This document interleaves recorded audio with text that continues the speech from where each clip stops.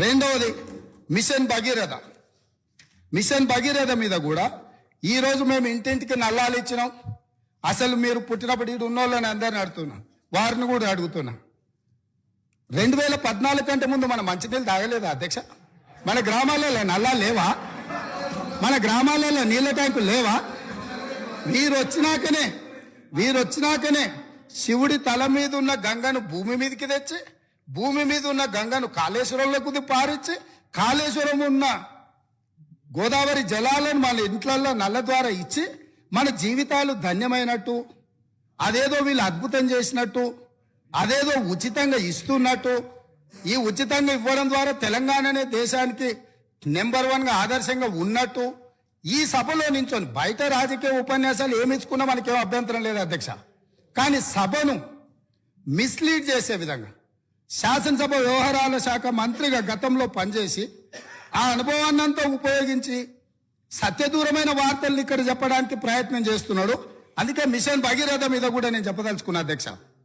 ఇది 2019-2020 సంవత్సరంలో వీళ్ళు రూరల్ హౌస్ హోల్డ్కి అమ్మడం ద్వారా 1030 కోట్లు సంపాదిస్తామని, మున్సిపల్ కార్పొరేషన్లో ఉండే ప్రజలకు నీళ్ళు అమ్మడం ద్వారా 169 కోట్లు సంపాదిస్తామని, అదేవిధంగా మున్సిపల్ రిక్వైర్మెంట్ ఇతర అవసరాలకు 360 కోట్లు సంపాదిస్తామని, అదేవిధంగా ఇండస్ట్రియల్ అవసరాలకు అంటే పరిశ్రమల అవసరాలకు అమ్మి 4147 కోట్ల రూపాయలు, మొత్తం కలిపి 5706 కోట్ల రూపాయలు ప్రతి సంవత్సరం మిషన్ భగీరథ మీద మాకు ఆదాయం వస్తుంది, మేము ఈ ఆదాయం ద్వారా మీకు అప్పులు తిరిగి చెల్లిస్తామని చెప్పి ఈరోజు బ్యాంకులను మభ్యపెట్టి తప్పుడు నివేదికలు ఇచ్చి లోన్లు తెచ్చిండ్రా?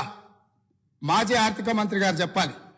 లేదు, నిజంగానే ప్రజల దగ్గర వసూళ్లు చేసి తాగునీళ్లను సాగునీళ్లను వ్యాపారంగా మార్చి, వ్యాపార ఆట వస్తువుగా నీళ్లను మార్చి ప్రజల సెంటిమెంటును, తెలంగాణ ఉద్యమంలో వాళ్ళ పార్టీ చెప్పింది నీళ్లు నిధులు నియామకాలు, నీళ్లే మొదటి సింహభాగం వాళ్ళ ఉద్యమం, వాళ్ళ నాడు వాళ్ళ పార్టీ చెప్పుకున్నది.